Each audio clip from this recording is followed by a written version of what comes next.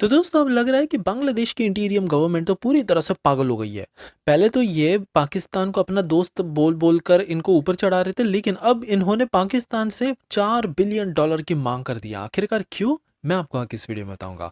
तेजस और south Korea का एक फाइटर जेट है FA-50। इन दोनों के बीच में बड़ी लड़ाई चढ़ी थी क्योंकि मलेशिया और इजिप्ट में ये बेचना था, लेकिन यहाँ पर बहुत ज़्यादा करप्ट प्रैक्टिसेस किए गए और तेजस को यहाँ पर बैक ड्रॉ कर दिया गया। आखिरकार क्यों, ये भी मैं आपको आगे इस वीडियो में बताऊंगा।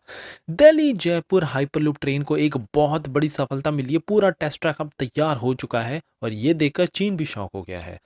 एक जर्मन कंपनी की तरफ से भी बहुत ही ज़्यादा कमाल की खबर आई है। इन्होंने एक ऐसा कमाल का गेम चेंजिंग एयरक्राफ्ट डिज़ाइन किया है कि अगर भारत ऐसे एयरक्राफ्ट अपने बेड़े में शामिल कर लेना, हमारा कॉस्ट 30% सस्ता हो जाएगा। HAL की तरफ से भी बहुत बड़ी खबर आई है। 3D प्रिंटिंग टेक्नोलॉजी ये लेकर आ रहे हैं एरोस्पेस मैन्युफैक्चरिंग में, और देखेंगे कि कैसे इंडियन आर्मी अब ग्लोबल रिकॉर्ड सेट करती जा रही है।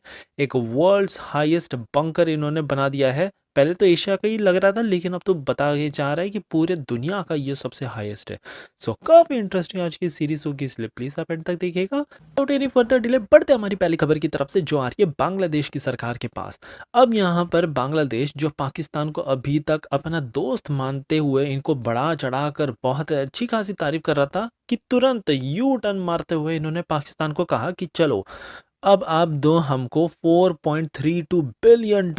इतनी बड़ी डिमांड इन्होंने कर दी, वो भी ऐसे देश पर जो कि भीख से चलता है।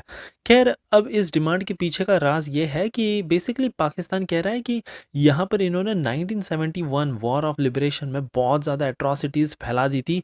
ऑलमोस्ट अराउंड 3 मिलियन बांग्लादेशियों को मारा गया था ये वॉर के दौरान, और इसी की भरपाई अब ये मांगना चाहते हैं जो विक्टिम्स थे, उनको पूरा एड प्रोवाइड किया जाना चाहिए। और $4.32 बिलियन की इन्होंने एक बहुत बड़ी मांग कर दी है।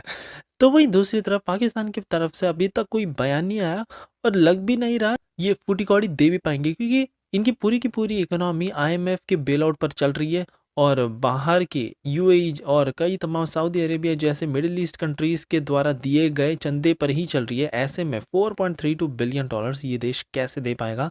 सो अब देखने लायक होगा कि पाकिस्तान की तरफ से यहाँ पर क्या रिएक्शन आता है। हमारी अगली खबर मलेशिया और इजिप्ट की तरफ से आ रही है। अब इनको चाहिए थे फाइटर जेट्स, तो भारत ने कहा कि चलो आप हमारा तेजस लाइट कॉम्बैट फाइटर जेट ले सकते हो।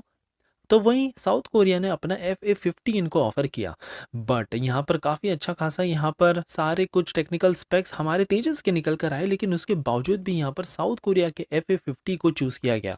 सो मलेशिया में ही अब यहाँ पर बहुत ज़्यादा आवाज़ गूंजने लग गई है कि मलेशिया में corrupt practices, illegally influence decisions लिए गए थे। यहाँ पर बेसिकली पीछे ये सारा कुछ ब्लैक मनी लिया गया, और तब जाकर यहाँ पर प्रायोरिटी दे दी साउथ कोरिया द्वारा डिवेलप किए गए इस FA-15 ग्लोबल ईगल को। तो वही दूसरी तरफ अब इजिप्ट में भी यहाँ पर आवाज़ निकलनी स्टार्ट हो गई है कि कैसे करप्ट आर्ग्यूमेंट्स यहाँ पर ला ला कर ऐसे फाइटर जेट्स को हम तवज्जो दे रहे हैं, ना कि फेयर प्रैक्टिस हम कर रहे हैं। वैसे आपको बता दें कि इजिप्ट का भी बहुत बड़ा ऑर्डर है। बेसिकली इन्होंने 70 फाइटर जेट्स ये लोकली मैन्युफैक्चर करेंगे और 36 ये साउथ कोरिया से प्रोक्योर करेंगे, तो बहुत बड़ा ये ऑर्डर है। और इनके जो पुराने F-16 ब्लॉक्स हैं, इन सबको ये रीप्लेस ही कर देना चाहता है। वहीं बात करें मलेशिया की, इनका भी अच्छा खासा है। ऑलमोस्ट $1 बिलियन की ये डील थी जो भारत ने गंवा दी, लेकिन अभी भारत का जो अपकमिंग है ना, तेजस MK-1 है, जो कि 4.5 जनरेशन का फाइटर जेट है, इसमें तो बहुत ज़्यादा सिग्निफिकेंट एडवांसमेंट ये हम लाएंगे with AESA radar, advance electronic warfare suit, फिर हायर इंडिजिनस कंटेंट इसमें आप देखने मिलेगा। और देखा जा रहा है कि ऑलरेडी इस पर इंटरेस्ट भी बाकी के देशों से आने लग गया है, नाइजीरिया और कई तमाम अफ्रीकन देशों से। सो होपफुली आने वाले समय में भारत सक्सेसफुली ऐसी फाइटर जेट्स की डील क्रैक करने में सफल हो सकता है। हमारी अगली खबर हाइपरलूप की तरफ से आ रही है। अब यहाँ पर एक बहुत बड़ी सफलता मिली है। फाइनली भारत ने पूरा का पूरा हाइपरलूप का टेस्ट ट्रैक बनाकर तैयार कर दिया है, और इसकी लंबाई बताई जा रही है कि लगभग 400 मीटर्स की है। जल्द ही यहाँ पर ट्रायल स्टार्ट कर दिए जाएंगे। करेंटली टारगेट है कि हम एटलीस्ट 450 जैसे किलोमीटर्स पर आवर की आसपास की अप्रॉक्सीमेट स्पीड को अचीव कर पाएँ एट अ फुल स्केल। लेकिन इसका जो फाइनल वर्जन होगा ना, वहाँ पर तो 1000 किलोमीटर पर आवर की रफ्तार से ये हाइपरलूप दौड़ेंगी।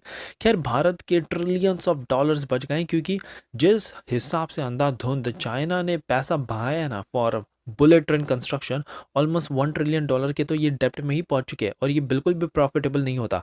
तो वहीं दूसरी तरफ अगर भारत का ये हाइपरलूप सक्सेसफुल हो जाए और हमने कैसे भी करके इसको और ज़्यादा सस्ती बनाने की कोई टेक्नोलॉजी खोज ली, तो हम बहुत ही फ्रैक्शन ऑफ कॉस्ट में और बुलेट ट्रेन से 3 गुना ज़्यादा स्पीड में ये सिस्टम डेवलप कर सकते हैं। और फिर आने वाले समय में तो भारत की मालगाड़ियाँ से लेकर कई तमाम पैसेंजर ट्रेन्स और कई तमाम सुविधाएं हम हाइपरलूप से ही पूरा कर सकते हैं, जो कि पूरी तरह से गेम चेंजर होगा।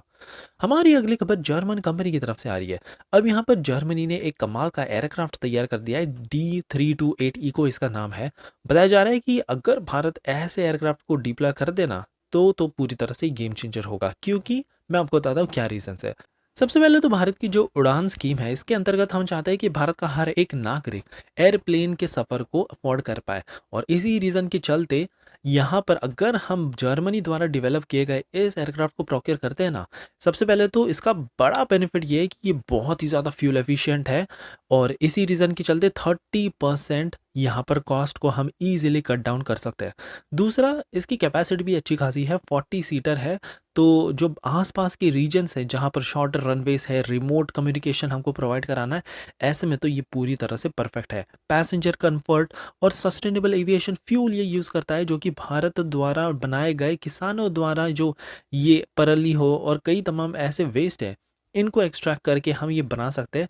तो बहुत ही ज़्यादा ये सस्टेनेबल मिशन हो सकता है अगर भारत इसमें अपने इंडिजिनस कंटेंट्स को और डालकर इसको लोकली मैन्युफैक्चर करना स्टार्ट कर दे। खैर ये बहुत बड़ा प्रोजेक्ट होगा, लेकिन भारत को अच्छी खासी नेगोशिएशन करनी चाहिए जर्मनी से for this kind of aircraft. हमारी अगली खबर एचएएल की तरफ से आ रही है। अब यहाँ पर भारत एरोस्पेस में एक नया रिवोल्यूशन लाना चाहता है विद 3D प्रिंटिंग टेक्नोलॉजी, और इसी रीजन के चलते एचएएल ने एक बड़ा अनाउंसमेंट किया है कि ये एक सिग्निफिकेंट इन्वेस्टमेंट करने जा रहे हैं 2-3 टेक्नोलॉजीज में।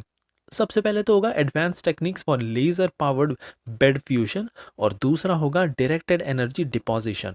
दोनों ही टेक्नोलॉजीज का मेन मकसद तो यही है कि 3D प्रिंटिंग करके हमको टाइटेनियम जैसे ऐसे शक्तिशाली अलॉयज हो गए या स्टील के अलॉयज हो गए, ये सारा कुछ इनके कंपोनेंट्स मैन्युफैक्चर करके एरोस्पेस कंपनियों को प्रोवाइड कराना है। वैसे तो अभी पूरी इंटेंस टेस्टिंग इसकी की जा रही है, स्किल्ड लेबर फोर्स भी डेवलप किया जा रहा है। आने वाले समय में देखने लायक होगा कि भारत की ये कंपनी कैसे इसको अंजाम देती है। कमाल की बात तो ये है कि इसमें एक नया डिफेक्ट मैनेजमेंट सिस्टम भी डाला जा रहा है, सो दैट ये रियल टाइम में इंस्टेंटली यहाँ पर डिटेक्ट कर लेगा अगर कुछ डिफेक्ट आता है तो। सो ये थी हमारी आज की कमाल की न्यूज़ सीरीज। आई होप कि आपको आज की सीरीज पसंद आई हो, और प्लीज़ एज यूजुअल एक लाइक करना मत भूलिएगा आपका ऐसे ही कमाल का सपोर्ट दिखाने के लिए।